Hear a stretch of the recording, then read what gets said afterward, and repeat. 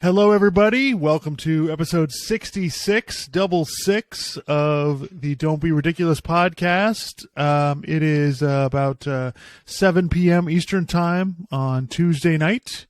Boy, I'll tell you what, it's exciting time of the sports calendar. We got the NFL regular season wrapping up. We're looking forward to the playoffs. We have a college football champion. And, this is really, I'm really excited for this time. January is really a fun sports month. You got so much going on. Yeah, and then it kind of slows down for a little bit until we get into the NBA stuff. So yeah. So by the way, really, NBA real quick. You see Kevin Durant got injured again. I'm not really surprised. Anyway, I didn't have anything to say. I was just kind of like, he got injured. He's going to be out a month. I'm like, that's pretty much what happens every season. Anyway. Yeah. The NBA's been having I don't want to say having a tough time, but the scoring is just out of control. I don't think anybody's playing defense anywhere in the league, so it's getting a little interesting. But we'll definitely start getting to NBA topics pretty soon here because we won't have as much to talk about football wise. But first and foremost, the thing most pertinent on our minds right now is that Georgia is the back-to-back college football national champions. It's back-to-back in college football. It actually doesn't happen as often as one would think. It's about every 10 years. So Georgia just did it. Alabama did it in 2011, 2012. USC 2003, 2004. Nebraska in 94 and 95.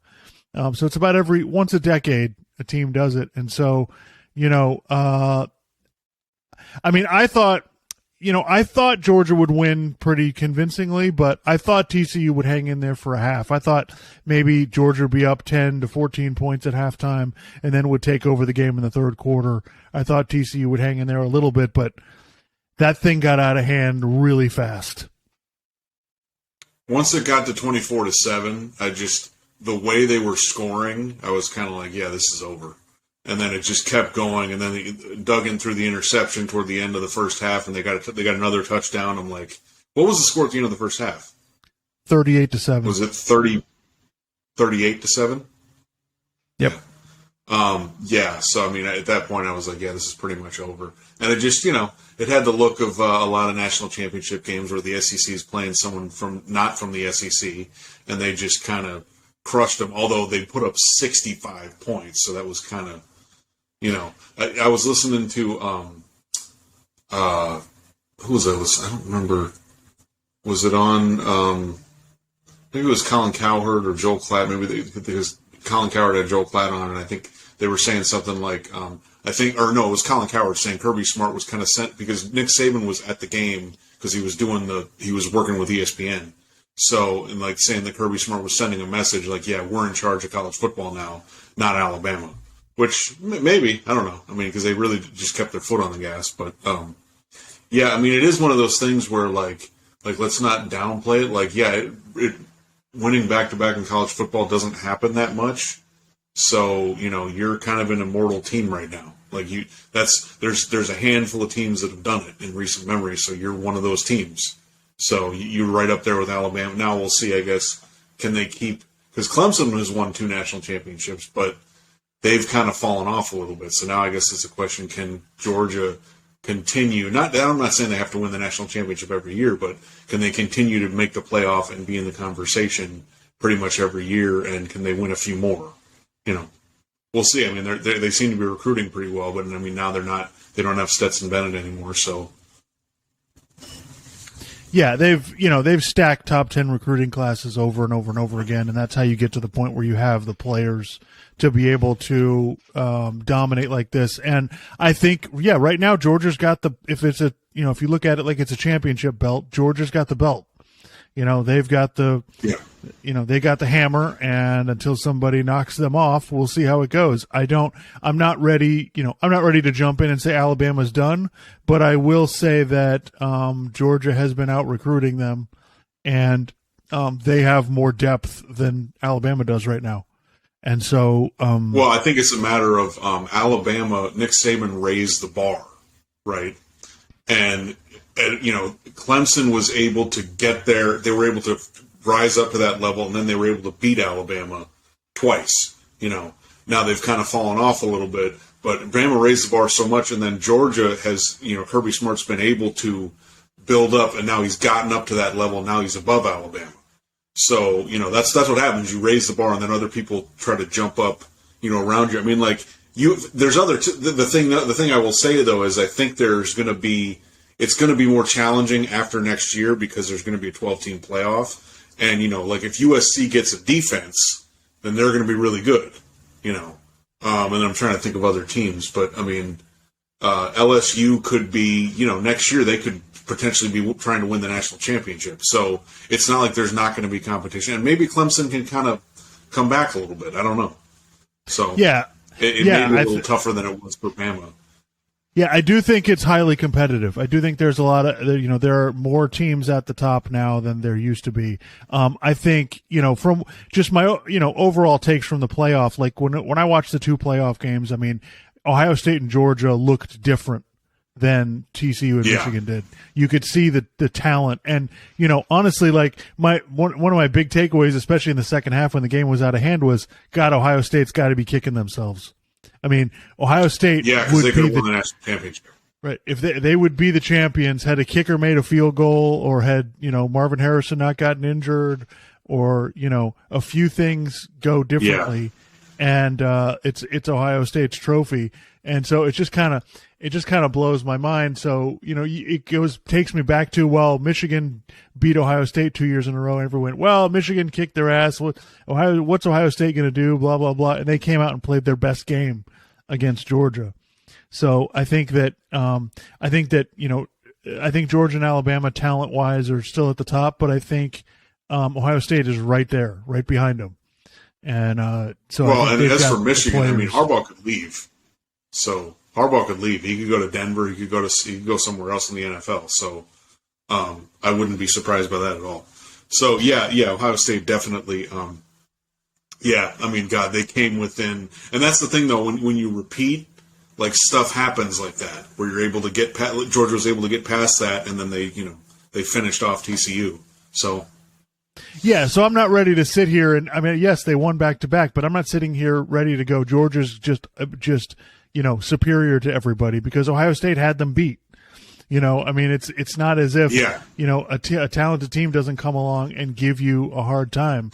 And we'll put it this way: Georgia's one of those handful of teams that we're always going to be thinking can win the national championship, or can be close to it, right? Like, you got Georgia, Ohio State. I guess you still put Alabama there. I'm not ready to totally, throw that over. Maybe you put LSU there. And then I'm trying to think of who else. I mean, maybe USC jumps in there. I don't know. We'll see. They've got a good start going, so we'll see. Yeah. So I mean, going over to the other side, the TCU side. I mean, look, incredible run by TCU. I started to feel in that game like, okay, maybe this is like the NCAA tournament where this team gets hot, they go on a run, and then they eventually play a team that just has a severe talent disparity, and they end up getting beat. And so, I give TCU credit. I don't like anybody giving me the argument that because of the way that game went, that TCU didn't deserve to be in the playoff. Like, look, this is the system that we have. They earned their way in. I mean, I'm not thrilled with the saying a team's, who's deserving. I don't really like talking about it that way. Do I think TCU would have beaten Alabama? No. But that's not the point. That's not the system that we have.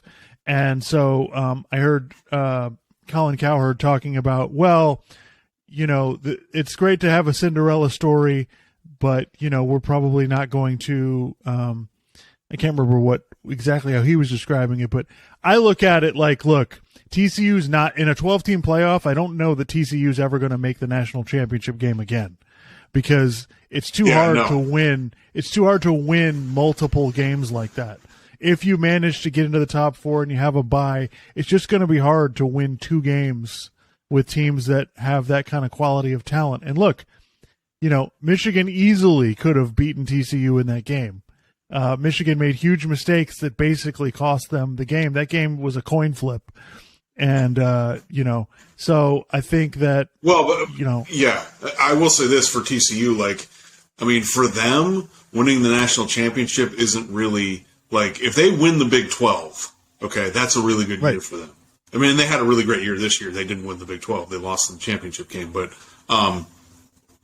for them, I mean, to me, it's kind of who really cares. And also, they could be trying to win the Big 12 every year. I mean, if Sonny Dykes is a good recruiter and they can keep getting people like Max Duggan is probably going to get drafted. They have that NFL receiver. So if he can keep getting a few guys like that on the team, then they could, I mean, because Oklahoma and Texas, I mean, first of all, Oklahoma and Texas aren't going to be there in a couple of years, right? Assuming the Big 12 is still around after that. I don't know what else could happen, but I mean, and even now they're not. Oklahoma, they lost a lot when they lost when Lincoln Riley left, and Texas. We've been talking about Texas for years. Like, is Texas back? I don't know. So they're fine. They could be winning the Big 12 and getting into even a 12-team playoff. They're not going to get to the final game, but so what? That for them, that's good enough. Yeah, I mean, look, this is a team that was 200-1 to win the championship. They were picked to be 7th in the Big 12 this year, and look what they pulled off. And by the way, we said that can't happen in college football, right? Like before this season, you thought there's no way that a team can't do that, and they did. And I don't like the other thing I want to bring up is I don't like people comparing this TCU team to last year's Cincinnati team. TCU is a major conference team with Power 5 recruits, Power 5 players. I don't want to hear it. TCU would beat the doors off Cincinnati. That Cincinnati team isn't anywhere close to what this TCU team is. So I don't like, yes, they're a Cinderella, but this is a major conference team who beat some real competition this year, to make it to the playoff, so they didn't win the whole thing. So what, Yeah. And yeah, I'm not a fan of TCU or anything, but I mean, this year was pretty crazy for them. I mean, they kept, like we were talking about throughout the season, like they're going to lose because they keep getting behind to these teams, but they kept winning games. I mean, like that Baylor game was nuts. Like they got the ball down the field toward the end, and then the last play, the clock's winding down. They have to run out there, line up, and kick a field goal to win the game. I mean, it was a pretty great. I think that was a fun part of this year.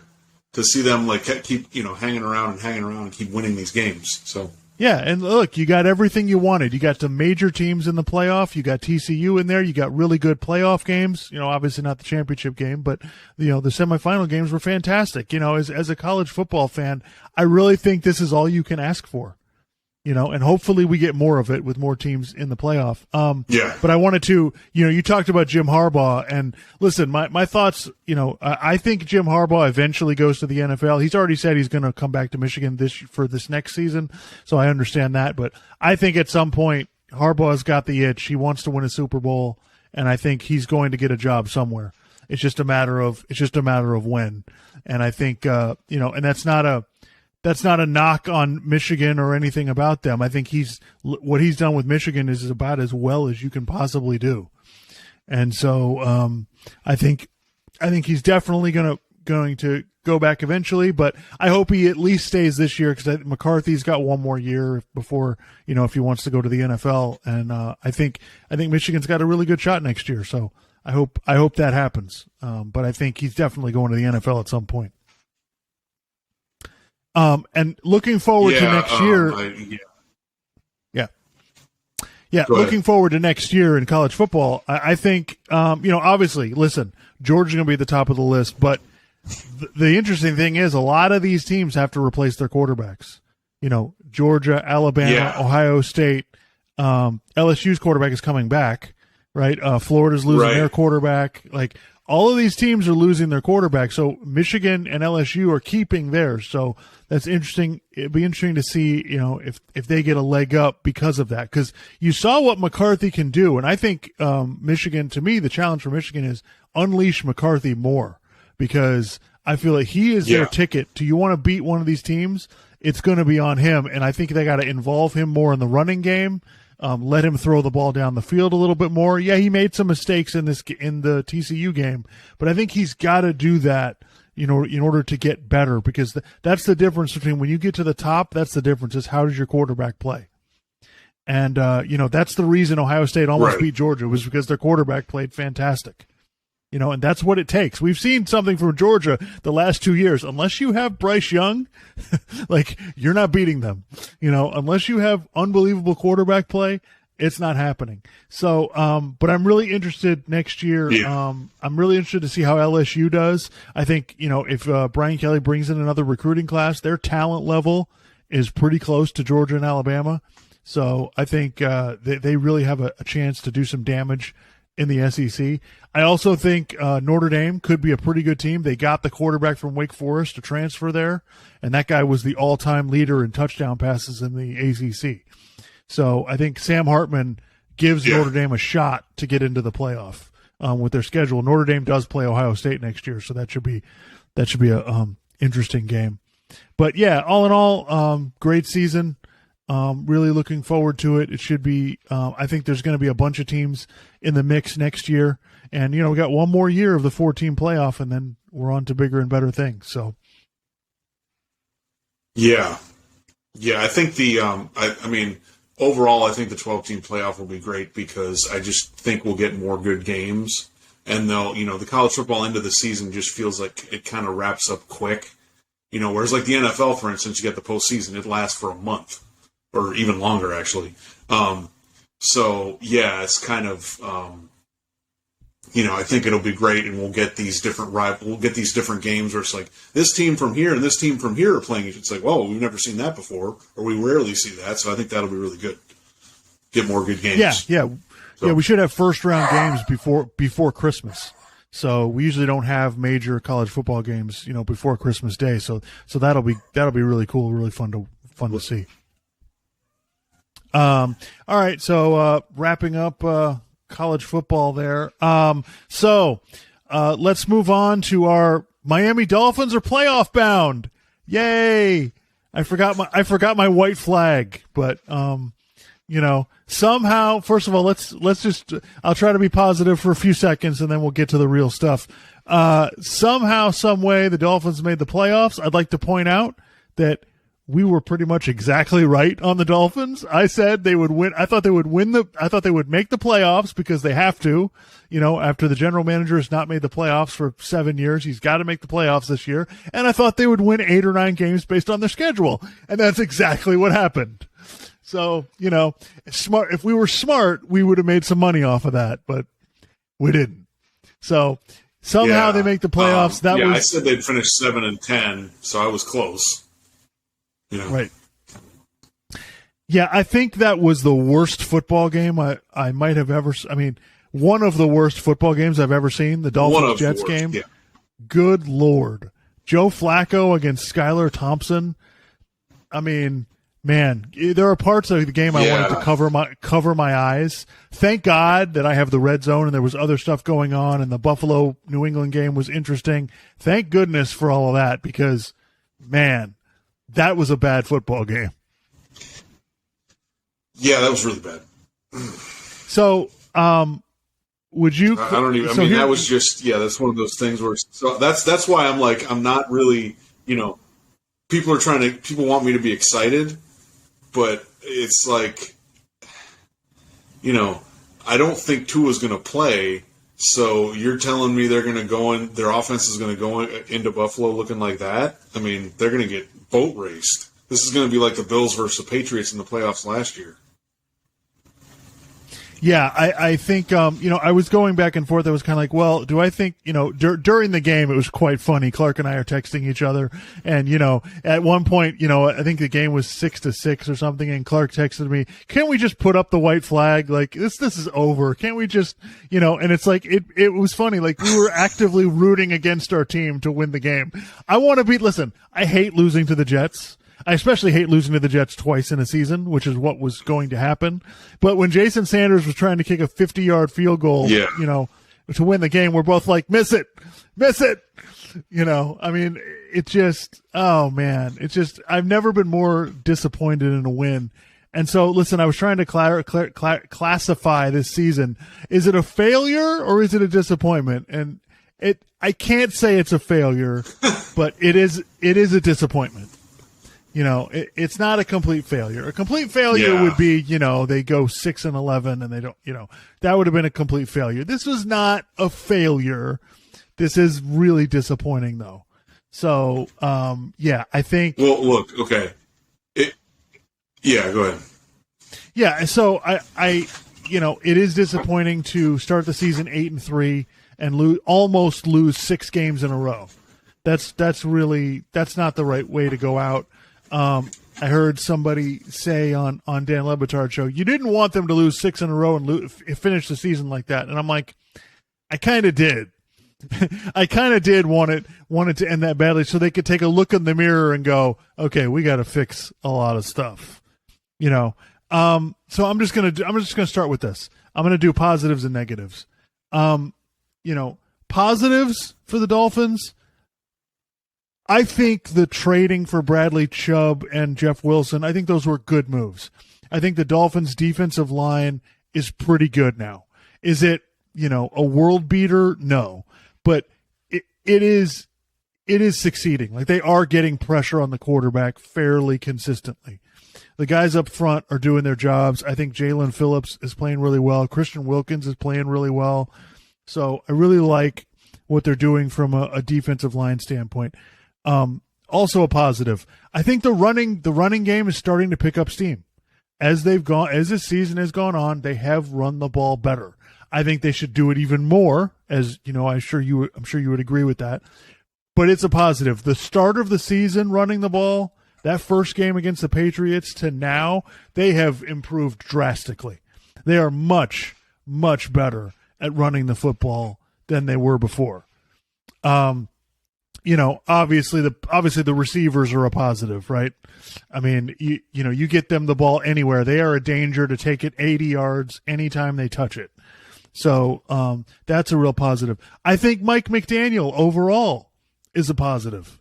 I've taken some issue with a few things here and there and some of the game management stuff, but overall, he has completely changed this team, this culture, this team. He's improved the offense a lot, regardless of who the quarterback is.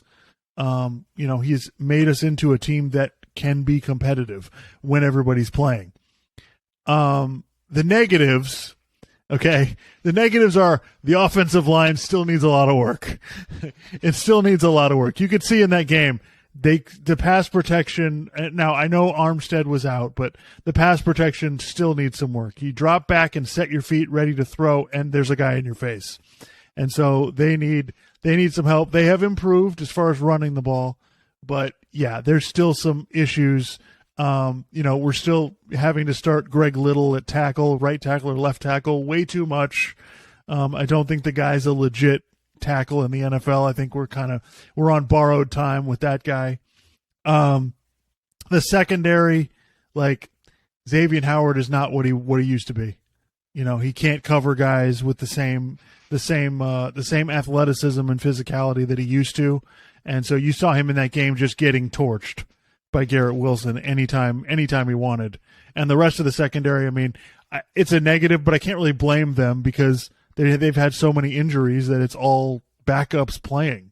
So, I can't be too upset about that. And, look, the biggest negative is the quarterback. I think I speak for everybody, like, guys. Well, I don't think I speak for everybody, but I'm going to speak the truth, and you guys can listen if you want to. Guys, it's time to move on. Like, and I'm not saying Tua can't play for the team next year. I'm not saying that. I'm just saying we need to start formulating a plan to come up with a new quarterback. Like, it's been proven, Tua, for not only the way he plays, the fact that he can't stay healthy, the limits of the offense when he's in there. Like, the ship has sailed. We need to find another option, to move forward with at quarterback. Now, what that option is, I don't know, but the Dolphins need to look into it. This isn't something they haven't done in the past. They looked into drafting Justin Fields. They looked into trading for Deshaun Watson. This is not, a general manager that's not willing to look into other options. Yeah.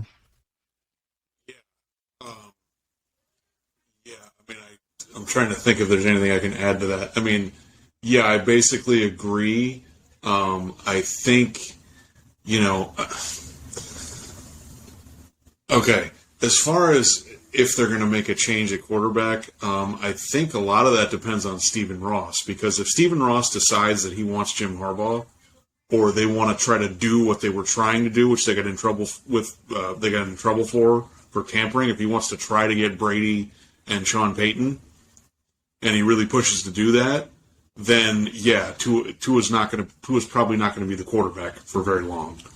But outside of that, I feel like he's probably going to be the starter week one. They're just going to sort of talk themselves into, we got to fix the offensive line, we got to protect him better, and you know, whatever, like another year in the offense and he'll just get better or whatever, you know, however they try to talk themselves into it.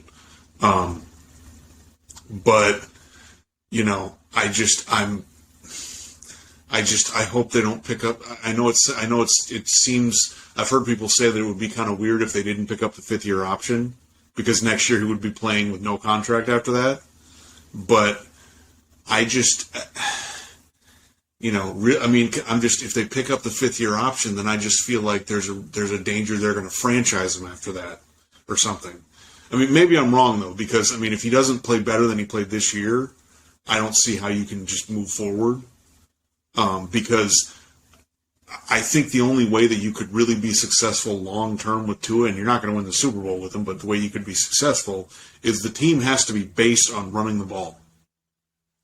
Okay?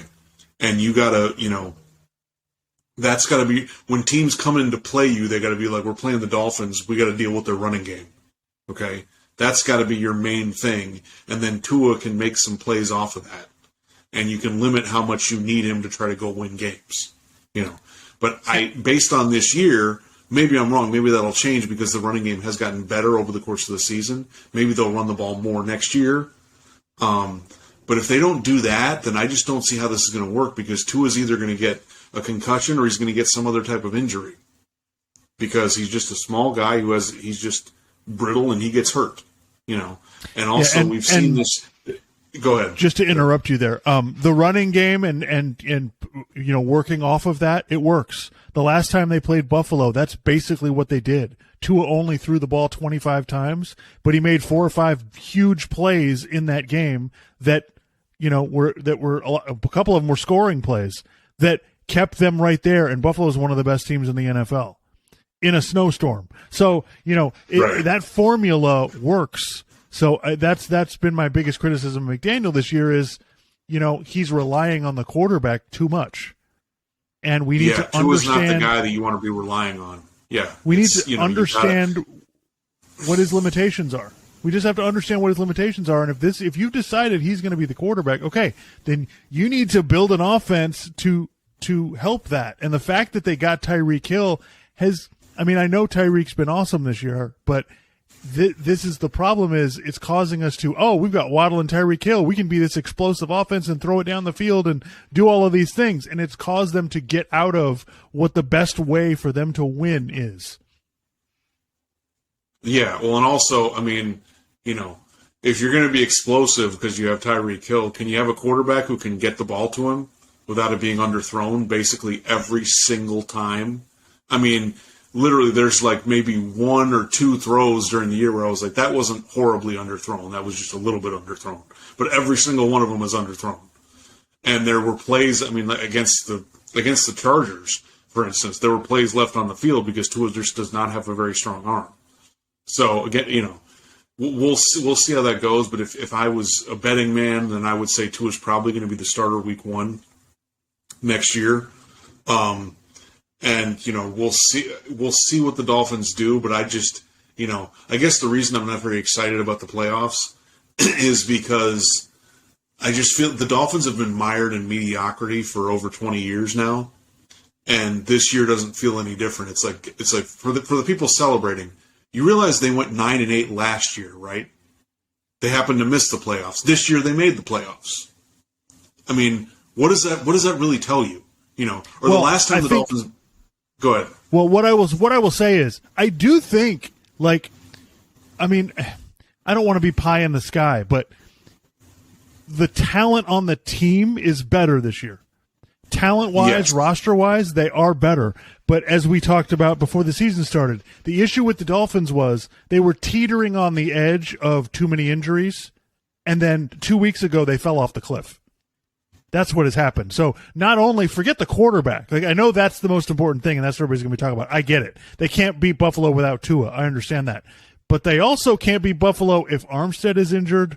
If, Mostert broke his thumb, he's probably not going to play. Like, they fell off the cliff with injuries, and they don't have enough bodies anymore.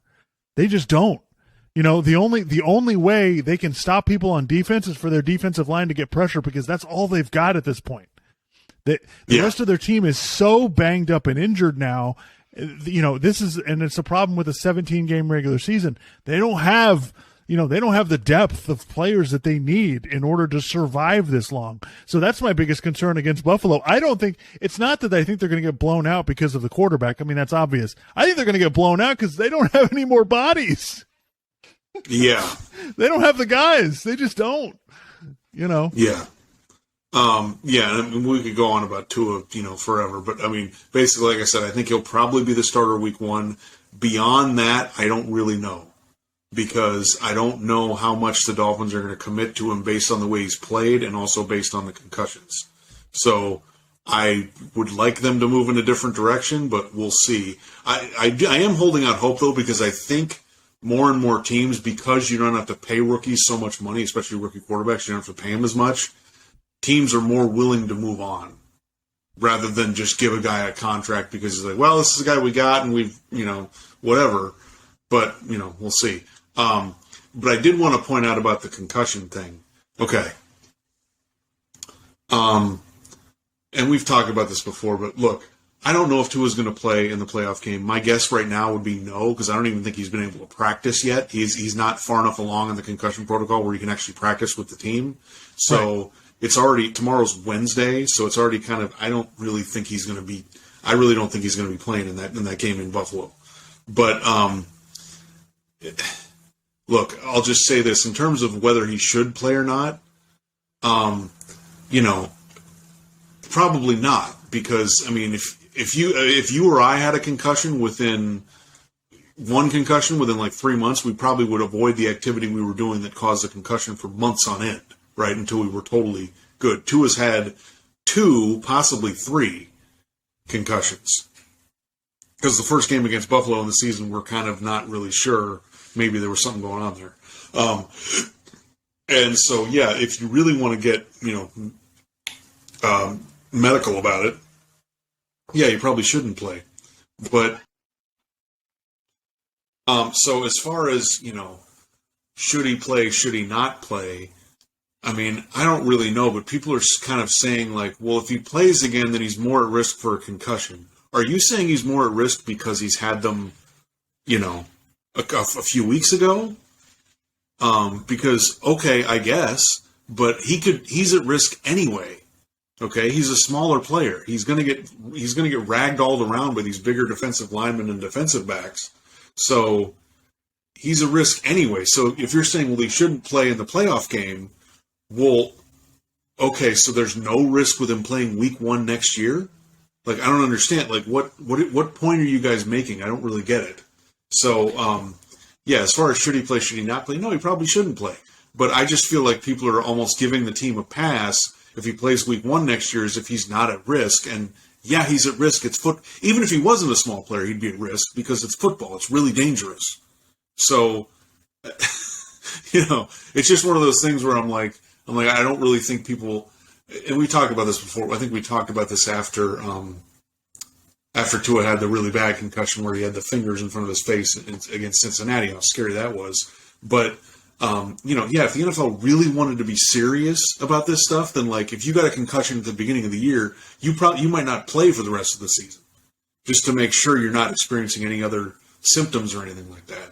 So, yeah, it's one of those things that I heard. I was listening to the Le Batard show, and I was kind of like, what are you guys really saying? So, I don't know. I don't know if you had any thoughts on that. Yeah, no, listen, I think the medical people should make the medical decisions. I don't like the people saying, well, the Dolphins shouldn't let him play. No, the Dolphins shouldn't be involved in the decision at all. Okay, the Dolphins should not be deciding, like, if the doctors clear him to play, like, that's what the Dolphins need to be worried about. Well, they shouldn't let him play because of his health, because he could injure himself long term. Well, if that's the case, then we shouldn't even play football anyway. Like, you want to talk about risk? Like, there's a risk of me walking outside my house and getting hit by a car. Like, people get in car accidents every day. Like, you know, what are we talking about as far as risk goes? I think the Dolphins should be making the decision, look, this guy can't stay healthy, forget the concussion part of it. And that's the other thing, is you can't separate the concussion thing from the physical injury part. Right. The guy gets injured a lot, regardless of what the injury is. Go look at the last 5 years. The injury list is longer than I am, and I'm 6'2". So, you know, he's going, this is part of the deal. So I think that, no, I don't think we should get into the business of, well, we need to decide what's best for this guy's life. Tua would want to play no matter what the situation was.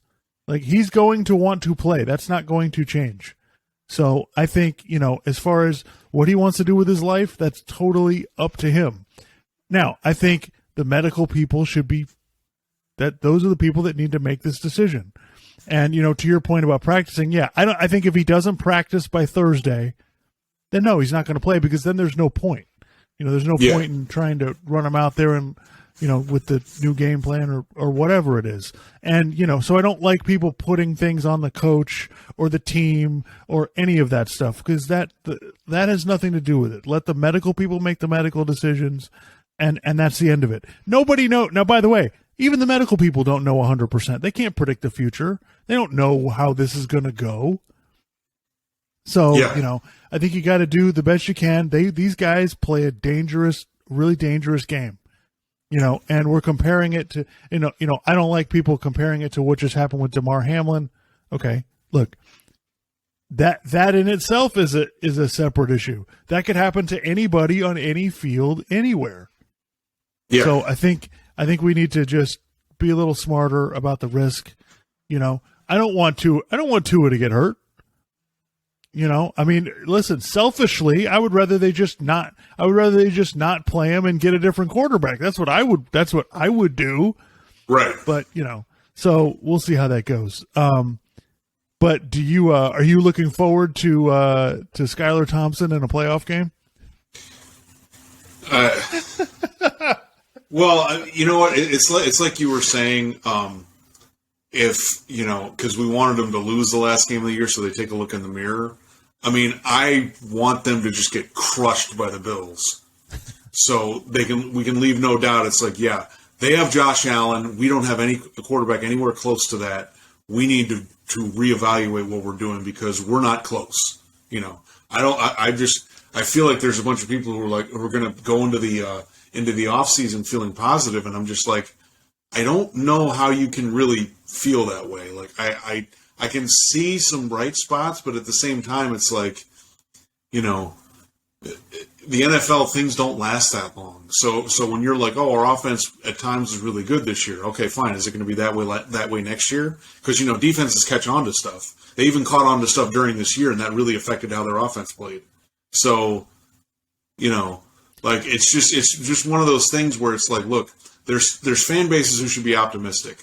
Buffalo, Kansas City, Cincinnati, potentially the Eagles. Jacksonville. I'm trying to think of who else. Maybe the Chargers. Right. Even the Jaguars, I think, should kind of feel optimistic, right? If you don't have, like, an elite quarterback, I don't understand how you can really feel optimistic, because there's always going to be some ceiling, and there's going to be teams or quarterbacks above you, and it's just going to be like, you can't get up to that level unless you have a guy who can do that. It's kind of like we were talking about in college football. It's like, if you want to compete with the big dogs, you need a really good quarterback. And, you know, Tua is, you know, we've talked about it ad nauseum on this podcast. I mean, Tua is what he is at this point. We've seen it, you know, so. Yeah, no, and you and I were talking earlier, like, you know, I mean, everyone is down on Kirk Cousins, right, and Dak Prescott. They don't really believe that they can, you know, they're elite guys that can take you anywhere.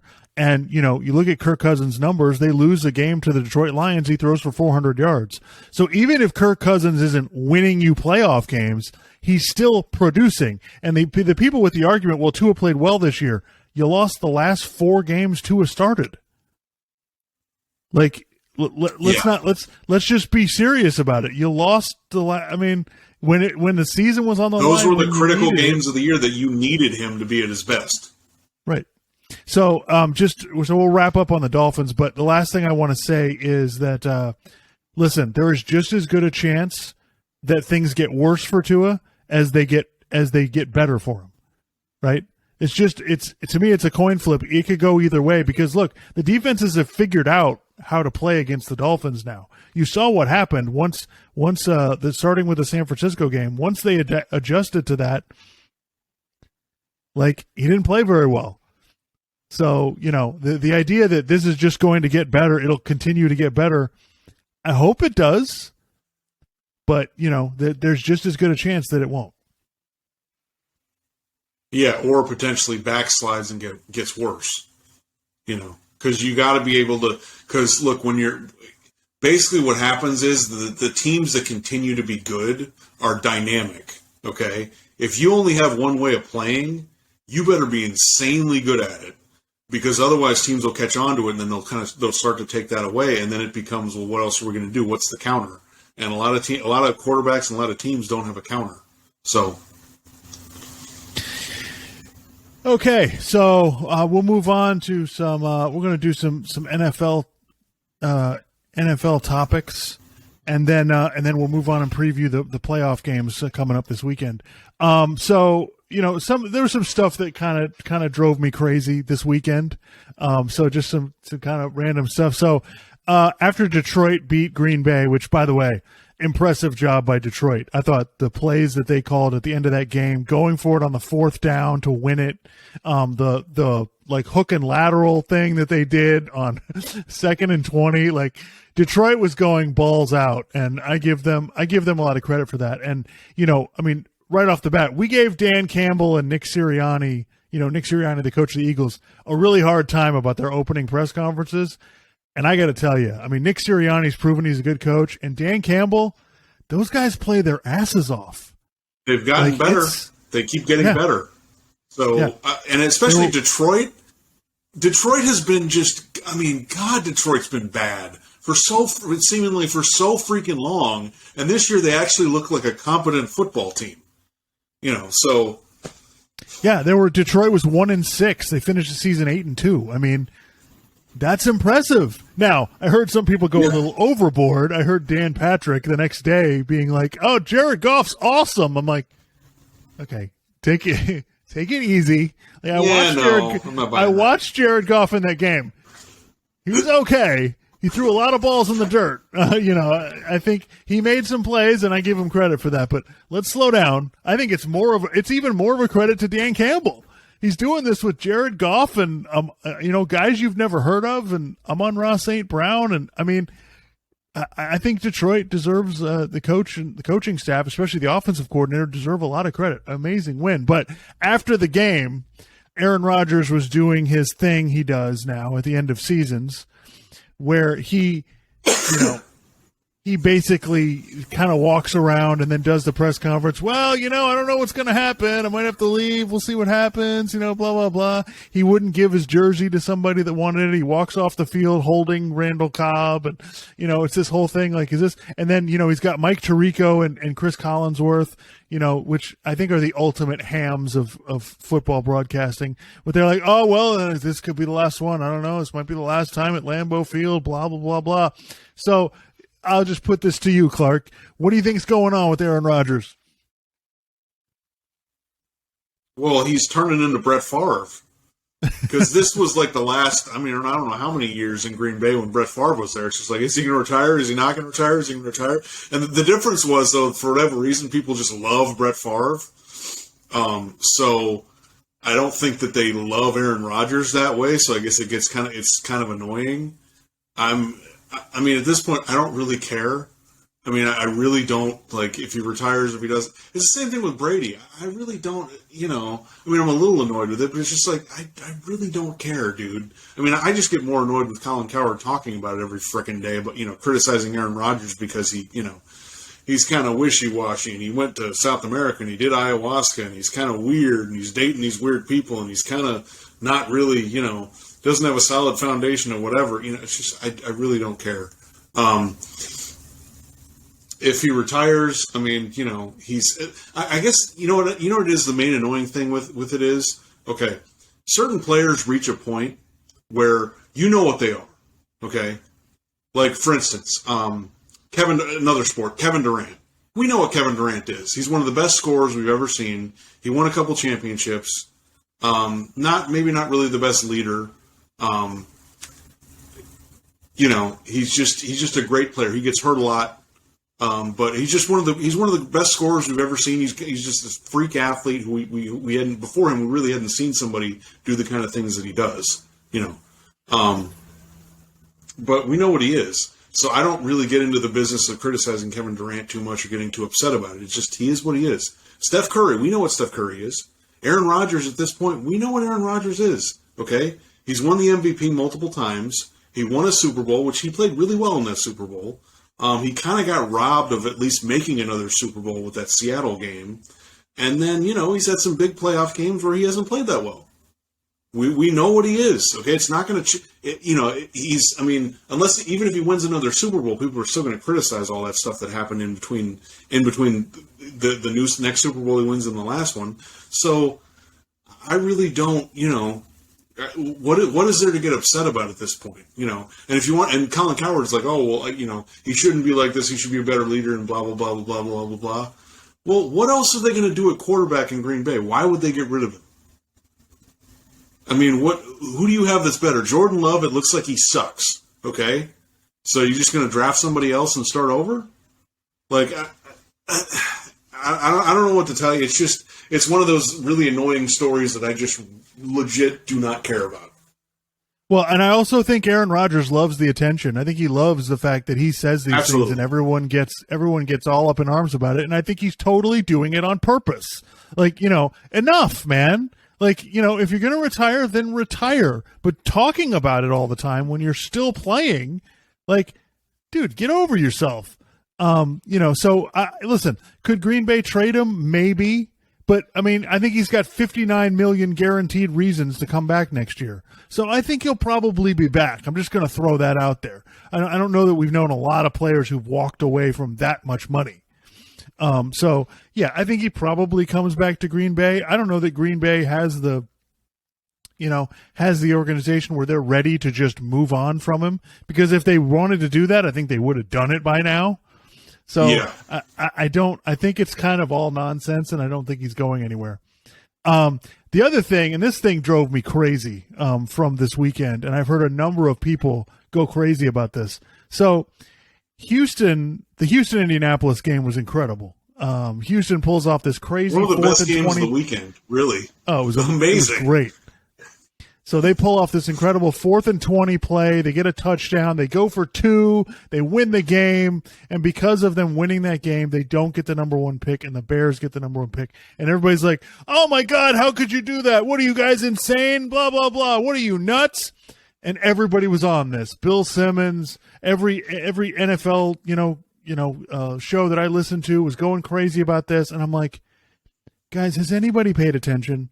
And I heard the best description I heard of this was Mike Lombardi said, okay, is there Peyton Manning in this draft? No. Okay. Is John Elway in this draft? Okay. Then who gives a shit?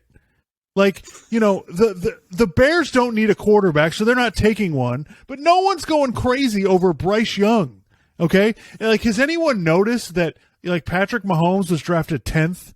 Deshaun Watson was drafted 12th. I know Deshaun Watson wasn't good this year, but before, when he played in Houston, he was good. Okay, Josh Allen was taken 7th. Could we chill out on you have to have, none of these quarterbacks are, we have to have this guy. Not one of them. I know everybody's getting all crazy with Bryce Young because he was so amazing in college. Half the NFL teams are out on Bryce Young right now today because he's too small. So stop with the nonsense. No one lost their mind because they didn't get the number 1 pick. Now, well, they couldn't trade down and all that stuff. Now that, they lost the opportunity to do that. Man, listen, I don't think anybody's given up multiple first-round picks to get up to the number 1 pick anyway. Number 1, maybe I'm wrong. Maybe that'll happen. Maybe it won't. I don't know. But I still think they've got the 2nd pick. They get C.J. Stroud or Bryce Young if they want them. And it's likely the Bears are going to take somebody at 1, and Houston will have whatever quarterback they want. So this was not a disaster that they didn't lose this game. This does not and by the way, you can put me in the chair. If this was the Dolphins, I really wouldn't care that much. It really wouldn't bother me that much if we got the number 2 pick instead of the number 1 pick. This really is not that big a deal. There's nobody in this draft that everyone's going to be killing themselves for. So I just thought the hemming and hawing about this was ridiculous. I thought the bigger story that Colin Cowherd brought up is, are the Bears going to screw this up? That's the bigger story. Yeah. Well, first of all, guys, when you're talking about tanking, okay. Tanking is more part of the culture in the NBA because the NBA just has a different culture than the NFL. So, there have been times where people are like, man, they're really resting their starters this much in an NBA game. And it's like, yeah, it seems like they're trying to lose. Or someone gets hurt and they're like, hey, take your time coming back, right? They do that in the NBA. But in the NFL, if you want to lose a lot of games, that's the general manager, okay? Right. You get all the good players out of there, and then the players that you have left, they're going to try to win every game that they play, okay? Now, because they're bad, they're not going to win that many games, but they're going to be trying to win every game they play. That's the NFL, because you can't be going out there trying to lose because, you can get cut tomorrow. So it's just that's part of the reason the NFL has a different culture. So, yeah, I don't, was it disappointing, for instance, when the Dolphins won 5 games the year that Joe Burrow was the number 1 pick? Yeah, because I really would like to have Joe Burrow. But, that's more, if you want to criticize the general manager for that, I guess. But, yeah, it's just one of those things I don't really. Now, in terms of the Bears screwing things up, you just mean not drafting the right guy or not drafting players to help Justin Fields? What? Yeah.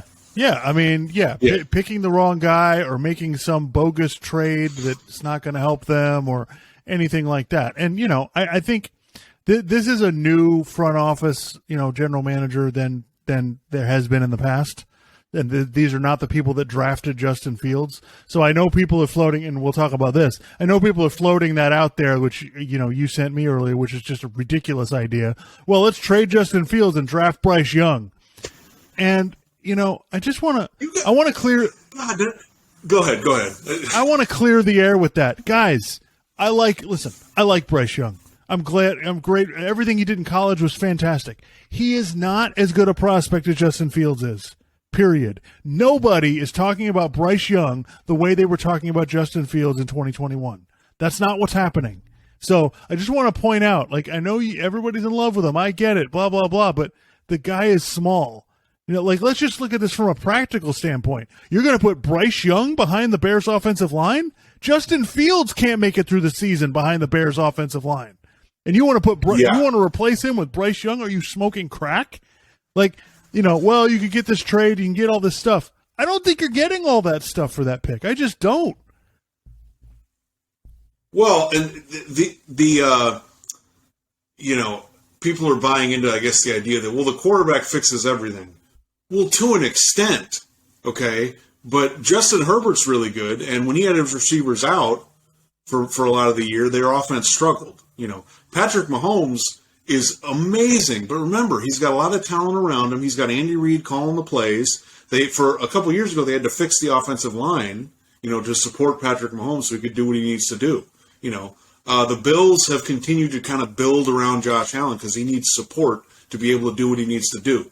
Okay, so the idea that you're going to trade Justin Fields for Bryce Young I guess you can try to also address other stuff, but it's like, you just got Justin Fields. He can't stay healthy because your offensive line is so fucking bad. Okay, you had one coach with Justin Fields, and then you got rid of that coach, and you got a new coach in there. So now you're going to start over again. At some point, you have to put your foot in the ground and try to, okay, this is the quarterback. Now let's try to move forward and see what we got. Well, yeah, and I heard this ridiculous thing. So Bill Simmons on his podcast is like, well, but if you draft Bryce Young, you get 2 more years on the rookie contract. And I'm like, yeah, but if the guy can't stay healthy anyway because he's too small, it doesn't matter. You've got to take who you think is the better quarterback. You've already got Justin Fields. You've still got 2 more years where he's not making any money. Like, I don't understand what this idea is where you get this long rookie contract. It doesn't matter if the rookie quarterback sucks or he can't play or he's injured, as evidenced by what the Dolphins are going through, right? So, yeah, and listen, the Bears had Justin Fields this year. They went 3-14. You know, I mean, yeah. Well, what can I tell you? Last year, by the way, you think the quarterback doesn't need help. Last year, Trevor Lawrence, he's got Urban Meyer as his coach. They got the number 1 pick. Like, you know, I mean, I don't know what to tell you. So, yeah, that was just some ridiculous nonsense that needs to be corrected. People need to stop going on TV and saying a bunch of crap. Now, if the Bears want to trade down from the first pick and get some more picks because they need a lot of help, I'm fine with that. I get it. That's actually a good idea, yeah. I understand that. I just don't think you're going to get enough for it to make it worth your while. I just don't. So that's my opinion. Maybe I could be wrong. We got to go through the draft process, so that's a long time. But I just thought that was ridiculous and wanted to bring that up. I'm glad you're on my side with this. The other thing is, I'm done with Brandon Staley, the Chargers coach. Like, I'm finished. That fiasco he put on in that game where he's got his starters all in the game into the fourth quarter in a completely meaningless game that they don't need to win, he should be shot. The guy should have been fired right after the game. And then Mike Williams gets hurt. Like, what? I kept watching that going, what are you doing? He's got Justin Herbert in the game in the fourth quarter. What's going on, man? Like, it makes absolutely no sense. And you brought up a very good point. Like, he doesn't play his guys in the preseason because it's a meaningless game. Why is everybody in this game? Yeah. I mean, I can understand if you wanted to play him for a few series, like the first half, the first totally quarter. Fine. Just keep him. Yeah, just go out there, play a little bit, throw the ball around, you know, get some work in, you know, that's fine. But yeah, keeping him all in a meaningless game. I mean, you know, yeah. I mean, we've been criticizing Brandon Staley for 2 years. So, but the funny thing is though that I think whenever people are talking about replacing the head coach of the Chargers, I think some people get the idea that the Chargers will make a good decision when they hire a coach, or they'll hire the guy that everybody wants. Bullshit. No, they fucking won't. They had Norv Turner in there for several years during Phillip Rivers' prime. Okay, they wasted Phillip Rivers' prime with Norv fucking Turner. So the idea that they're going to... Remember, Eli Manning didn't want to play there. Okay? He forced a trade away from there in the draft. Okay, now this was like 20 years ago. Okay? It hasn't really changed much there. I mean, Brandon Staley, you know...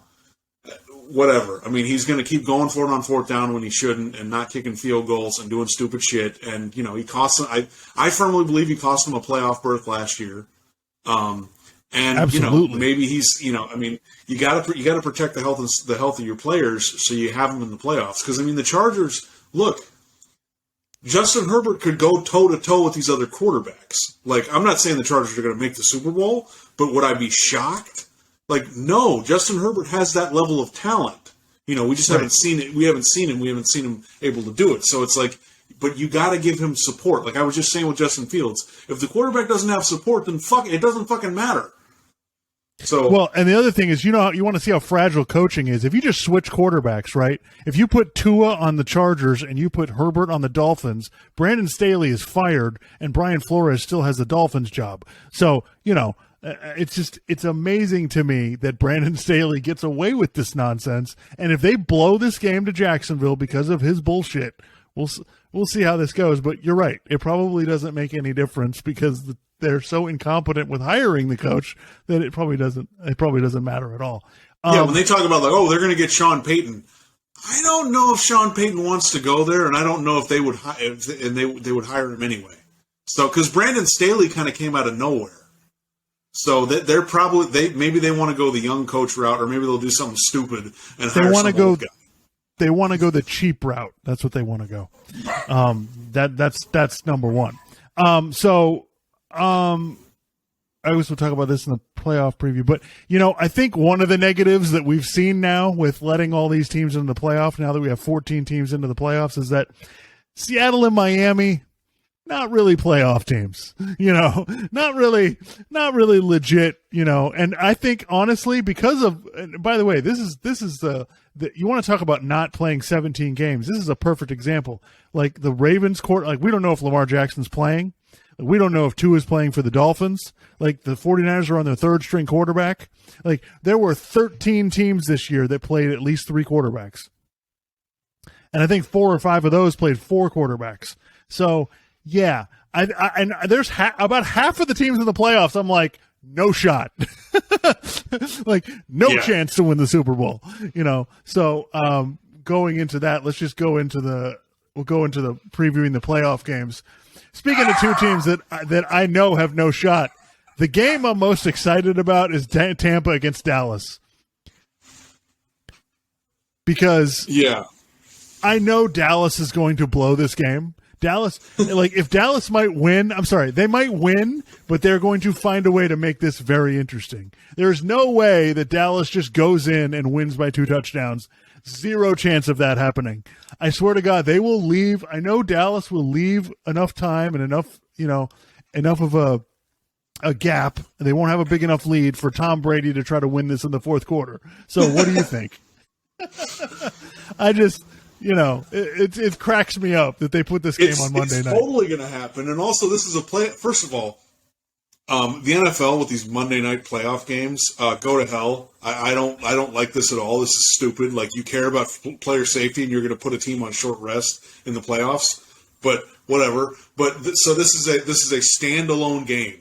Okay, this is prime opportunity for the Cowboys to just choke. Okay, just to come out and have a shitty game plan, for Dak Prescott to play like shit, for their offensive line to be bad, for their defense to not make plays when they should make plays, and it's a prime thing to happen. But again, the Cowboys could win the game. They should win the game. They should be better than the Bucs, but we'll see. Yeah, the Cowboys are a better team. I mean, I think they're more talented anyway. I heard Jason Garrett said something that I thought was really appropriate. He said, you get the Cowboys defense outdoors on grass, and they're just not quite as fast as, they are, when they're indoors or at home. And so that could play into this. And listen, this is how crazy this shit is. So Tom Brady could play the Cowboys, so he plays against the other quarterbacks he could play against, or he could play against Dak Prescott. They might win that game at home. Then they play against Jalen Hurts, who's just coming back from an injury. And then it might be Brock Purdy in the NFC Championship game. Like, this is insane that you look at this now, Tom Brady's 45 years old. His team sucks. They're 8-9, and he has a path to where he might go to the Super Bowl. It's ridiculous. I can't. That's why I'm so excited about this game, because anything can happen. I know Dallas will find a way to blow it, and I have no idea what I'm getting in the NFC. None. Yeah, I don't. I mean, the Vikings, I think they could beat the Giants. I think they beat the Giants this year, didn't they? Yeah. No. So yeah, they could do that. I don't trust them at all, like, in any way, shape, or form. I mean, they got down 33-0 to the Colts. So Yeah, you want to talk about a team that had given up on the season. I don't know. I mean, listen, I have the most faith in San Francisco, but I'm supposed to trust Brock Purdy to win 3 playoff games? Yeah. I don't know, man. Like, if he struggles in one of these games. Now, I think the 49ers are so good everywhere else, they could probably hang in there, until he gets his act together, but because I don't know what's going on. Listen, the teams I'm most concerned about, I'm really concerned about Philadelphia, because I mean they couldn't close out the Giants when the Giants were playing their third string players. Like, the Giants were playing a practice squad quarterback, and they got within 1 score of Philadelphia in that game. So yeah, I'm really worried about them. I'm a little worried about Buffalo. I'm not worried about Buffalo beating Miami. Let me put it that way. Not worried about that at all. I am worried about them going forward, because Josh Allen still has a propensity to throw bad interceptions at the wrong part of the field and the wrong time of the game. So also with Von Miller not playing on defense, like I am worried about them the most. Let's see. In the other games, like, listen, I gave credit to Detroit earlier. I want to give credit to Seattle. We left Seattle for dead. They traded Russell Wilson. We thought they were tanking, and they go and win. They go 9-8. Like, hell of a job by Seattle. Geno Smith. By the way, this is fascinating. Somebody on Le Batard's show predicted Geno Smith would throw for 30 touchdowns and 11 interceptions, and that's exactly what he did. It's insanity. He got it exactly right. So yeah, but that being said, I know I said all of that so I can just shit on them. They're not beating San Francisco in any way, shape, or form, and on any planet. Like, they're going to get absolutely throttled because their defense is completely fallen apart. They can't stop people, and they struggled like hell to beat a Rams team with Baker Mayfield starting at quarterback. So yeah, that's a bit of an issue. Let's see what else did I have to say. Yeah, I mean, I was saying the games that I can't trust anybody. I can't trust the Tampa-Dallas game. I can't trust the Jacksonville Chargers game. I have no idea what's going on there. Jacksonville barely beat Tennessee with Josh Dobbs starting at quarterback, so God only knows what's going to happen in that game. But what playoff games are you most interested to watch? I mean, I would say Tampa-Dallas number one, and then probably the Chargers-Jaguars. But yeah, I'd say that. I kind of feel like the really interesting matchups are the divisional round and the conference championship games, especially in the AFC. Like, you could get, Mahomes versus Joe Burrow. You could get Joe Burrow versus Josh Allen, which we did have, but then, of course, the DeMar Hamlin thing happened, and we didn't get to finish that game. And then you could get a Chargers game versus the Chiefs, or the Chargers versus the Bengals, the Chargers versus the Bills. Any of those matchups, I think, would be really cool. And then in the NFC, it's just weird. I don't know who the hell because I guess I would kind of root for Philadelphia because I think that's kind of cool that Jalen Hurts has improved this much, but I don't, they lost an offensive lineman, and I don't know that they kind of peaked a little too soon. And we've seen that happen before. Team peaks too soon, and then they get into the playoffs and they don't play that well. So I just don't know what's going to happen. I guess it'd be one of those things where I'd kind of like to see the Cowboys make it to the NFC Championship game, just because there's a potential for them to blow every game they play, and it would probably be really interesting because they wouldn't blow anybody out. They would just, they would keep making the games interesting because they keep screwing up. So I think that would be kind of fun. The Bucks, I really don't want to see the Bucks do anything. The Vikings would be fun. I don't trust them at all, but the Vikings would be kind of fun to see if they play them playing against, Philadelphia, or them playing. If they played San Francisco, I don't know if they played San Francisco. I mean, San Francisco is starting a third string quarterback, so maybe I don't know. Yeah, I think especially in the NFC, the playoffs are going to be really fascinating. Because most of the NFC teams I don't think really have any business going anywhere. So it's just it's really entertaining. In the AFC, I mean, we have the three teams that we know.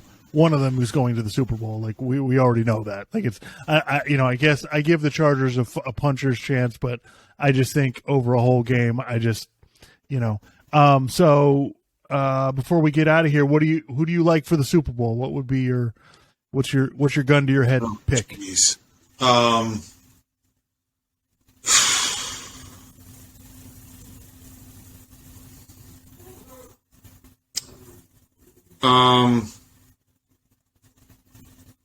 don't know. I guess I'll go Bengals and the Bengals versus the. This is how difficult this is. Bengals versus the NFC champion. I don't know. Bengals versus the 49ers. Yeah, I mean, I was on Buffalo the whole season, and I really like where Cincinnati is. They have some issues, though. The right tackle got injured, so I'm a little concerned, but I'm kind of with you. I would probably go Bengals 49ers. If you put a gun to my head, I don't feel confident in it at all. I really like where the Bengals are at, but you could talk me into anybody in the NFC. I have no idea what's going to happen. San Francisco has the best roster, but that doesn't mean that they're going to win. Sometimes weird stuff happens. I will say this, though. San Francisco being the 2 seed, there's usually kind of bad weather in San Francisco this time of year. So, that's a team I wouldn't want to have to roll in the dirt with and have to play in a physical, kind of game. I would kind of favor that. So, whatever. Yeah, I'm kind of with you. But that being said, I'm really looking forward to it. I think it's going to be really, really exciting. Yeah. And hopefully the Dolphins can, the Dolphins got the 1 p.m. game on Sunday, which the game nobody watches. Hopefully they can just go out quietly and leave us be. Yeah. Yeah. Just get blown out, and then we'll go into the off season and we'll see what happens. Yeah. All right. Thanks for everybody for watching, listening. Make sure you like, subscribe, comment, let us know where we're wrong, and we'll see everybody next week.